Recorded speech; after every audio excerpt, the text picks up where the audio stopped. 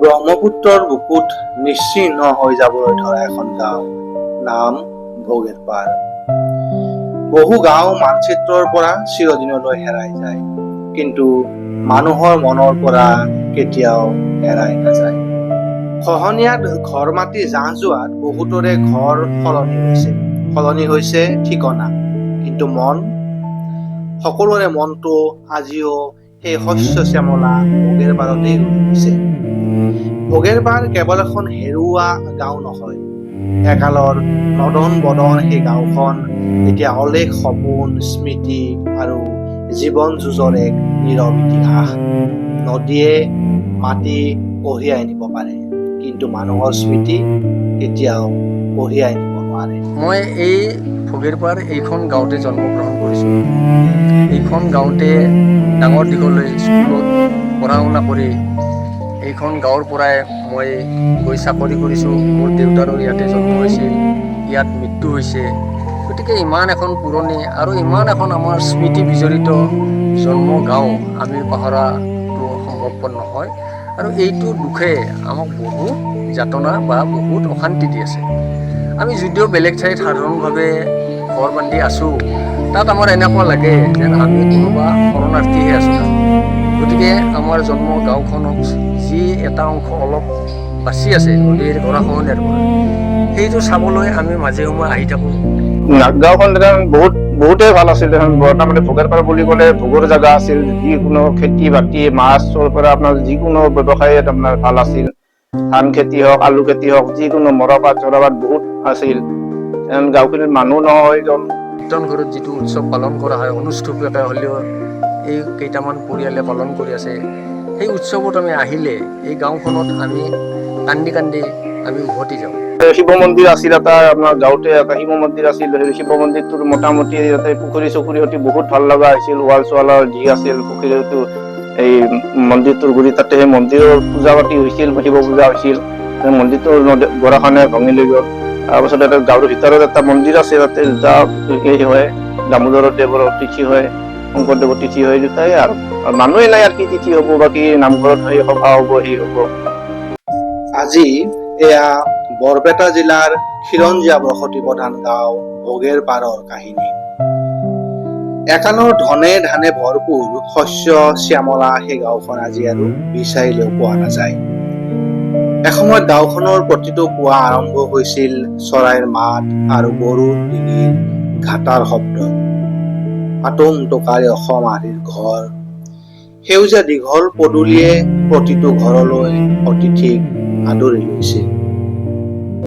অতীজৰ পৰা এইখন এখন শস্য শ্যামলা গাঁও, ভৰপূৰ গাঁও, নদন বদন গাঁও বুলি যাৰ নামেই যাৰ ভোগেৰ পাৰ, ভোগৰ পৰাই ভোগেৰ পাৰ। গতিকে ইয়াতে সকলো আছিল, মাছ কাছ, আপোনাৰ খেতি বাতি সকলোৱে আধ্যমন্ত এটা মানে এখন গাঁও আছিল। মানুহ ধৰক ঘৰ মাটি সহায় লৈ গুচি গ'ল ব্ৰহ্মপুত্ৰ নদীয়ে। তেওঁলোক কোন কোন ঠাইত গৈ বসতি আৰম্ভ কৰিলে? তেওঁলোক কিছুমানে আপোনাৰ নগাঁৱত আছে, কিছুমানে আপোনাৰ বাতিগুৰিয়াত আছে, কিছুমানে আপোনাৰ শিলাত আছে, কিছুমান আপোনাৰ মানে কেটকুচিত আছে, ঠিক তেনেকুৱা আৰু। এতিয়া সকলো ইতিহাস এৰাবলগীয়া হৈছে ভোগেৰ পাৰ। ইখনৰ পিছত সিখন ঘৰ নৈৰ বুকুত জাহ গৈছে। বাকী ৰোৱা অসম আহৰিৰ সুদৃশ্য ঘৰ চোতাল এৰি নিৰাপদ ঠাইলৈ আঁতৰি গৈছে গাঁওবাসী। একাংশই আশ্ৰয় লৈছে মথাউৰিত। আৰ্থিকভাৱে দুৰ্বল লোকসকল মৰণত শৰণ দি ৰৈ গৈছে গাঁৱতেই। ক্ৰমে ক্ৰমে দৈত্যৰ দৰে ওচৰ চাপি আহিছে মহাবাহু ব্ৰহ্মপুত্ৰ। এতিয়া ব্ৰহ্মপুত্ৰৰ বুকুত পৰি গৈছো গোটেইখিনি। কি কৰিম, ক'তবা যাওঁ, মাটি কিনিবাৰ বল নাই, সামৰ্থ হোৱা নাই, সেইকাৰণে যাব পৰা নাই। মাটি কিনিব পৰা নাই আপুনি? 7 বছৰ মান থাকলো, এতিয়া আৰু ঘৰৰ সীমাই পালাক। নমস্কাৰ, মই অৰূপ চান্দিল্য। আজি মই আছো বৰপেটা জিলাৰ ভোগেৰ পাৰ নামৰ এখন গাঁৱত। আমাৰ অসমীয়া খিলঞ্জীয়া বসতি প্ৰধান, 100% খিলঞ্জীয়া বসতি প্ৰধান এখন গাঁও। ভোগেৰ পাৰৰ বাসিন্দা দিবাকৰ মেধিয়ে নৈৰ বুকুলৈ আঙুলিয়াই দেখুৱাই গৈছিল কাৰ ঘৰ ক'ত আছিল।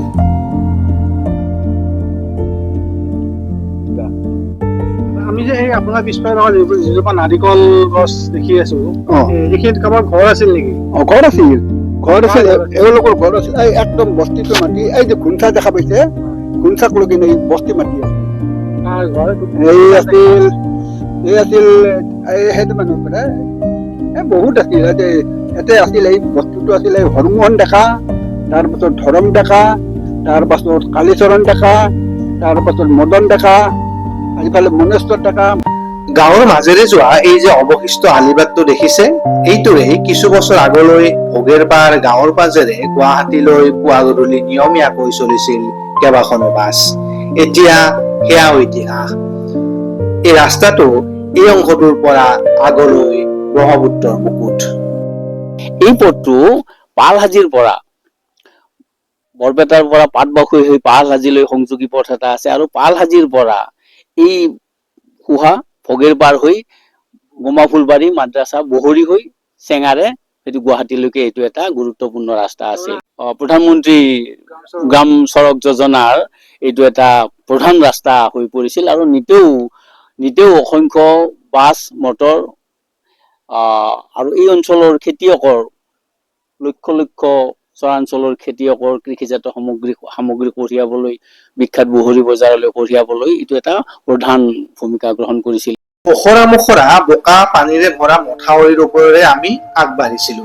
দেখিছিলো অসমীয়া সমাজৰ সেই চিনাকি ঘৰ আৰু নাই।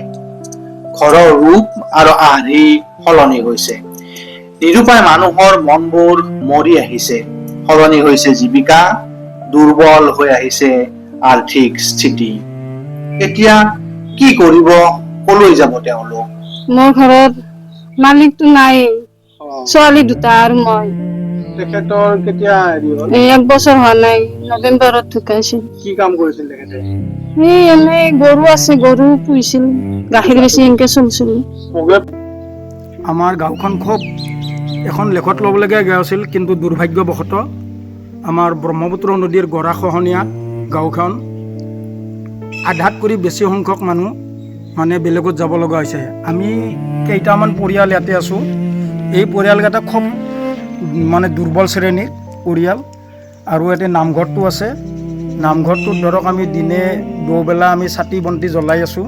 এতিয়া আমি কেইঘৰমান মানুহ আছোঁ, সেই মানুহখিনি আমি এতিয়া আৰ্থিক অৱস্থা খুব দুৰ্বল, সেইকাৰণে আমি পালন কৰিব পৰা নাই। আগতে মানে বিহু চিহু কিবা কানি মানে বহুত কিবা কানি হৈছিল, গান বাজনা। আজিকালি আৰু গায়ে পুহি পেলাই এনেকে গাখীৰ বিক্ৰী কৰি চলিছিল। ব্যৱসায়টো আগতে ভাল আছিল নে এতিয়া নতুন? এতিয়া বেয়া হৈছে, আগতে অলপ ভাল হৈছিল, এতিয়া বেয়া হৈছে, চলবার উপায় নাই আৰু।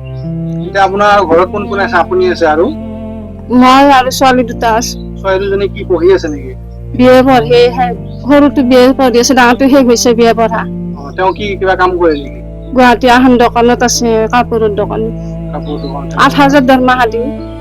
কাপোৰৰ দোকানত থাকিব লগা হৈছে ন? 1 বছৰ হৈ গেল থাকবা। আপোনালোকৰ যেতিয়া ভোগেৰপাৰত ঘৰ মাটি আছিল, তাতে কিমান মান বিঘাত মানে বা বস্তিটো কিমান মান আছিল?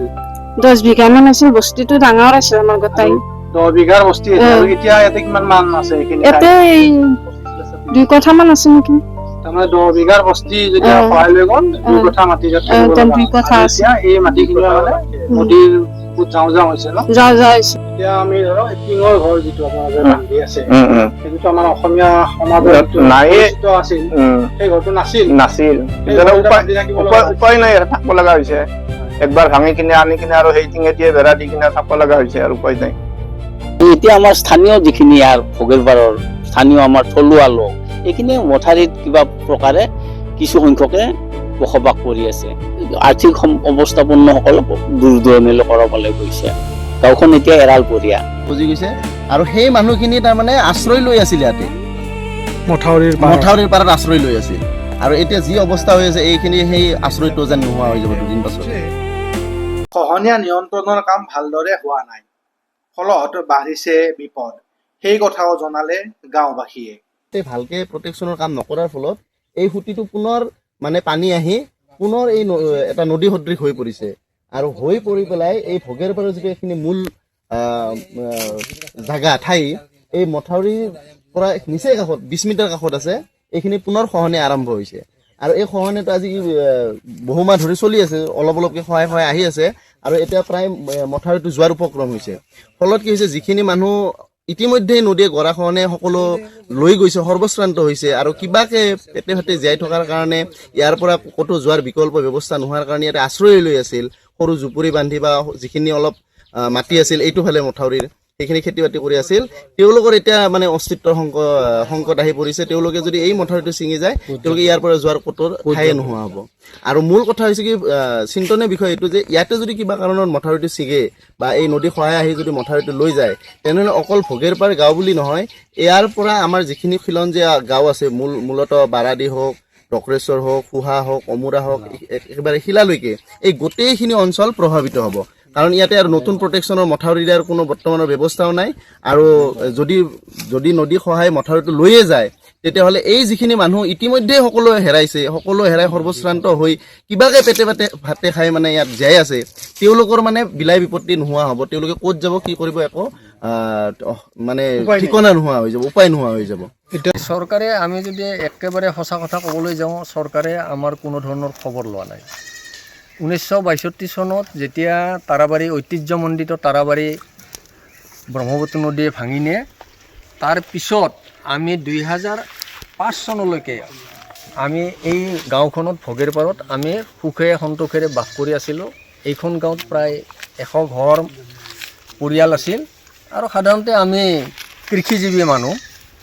আৰু ভোগেৰপাৰ নামটো আচলতে ভোগ শব্দৰ পৰাই দিয়া বুলি আমাৰ আগৰ বুঢ়া মানুহখিনিয়ে কয় যে এইখন গাঁৱত মানুহে বাস কৰি যথেষ্ট ভোগ কৰিছিল। মাছ, কাছ, ধান খেতি বাতি চাৰিওফালৰ পৰা উভয় নদী আছিল। কিন্তু দুৰ্ভাগ্যবশতঃ আমি 2005-06 পৰা ব্ৰহ্মপুত্ৰৰ গৰাখহনীয়াৰ মানে মুখামুখি হ'ব লগা হয়। আৰু 2005 পৰা গৰাখহনীয়াত গৈ গৈ আমাৰ গাঁওখনৰ 70% এতিয়া নদীৰ মাজত আছে। আৰু আমাৰ এই পশ্চিম অংশটোত 30-35 ঘৰ পৰিয়াল আছে। বাকী যাৰ বস্তি হেৰুৱাইছে তেওঁলোকে হয়তো সামৰ্থ্য অনুযায়ী বেলেগ গাঁৱত সাধাৰণভাৱে অলপ মাটি বৃত্তি কিনি তেওঁলোকে বসবাস কৰি আছে।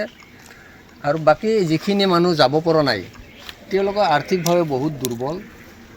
সেইকাৰণে তেওঁলোকে আৰু নিজৰ জন্ম ঠাইৰ যিখিনি মমতা সেইখিনিও তেওঁলোকে এৰিব পৰা নাই।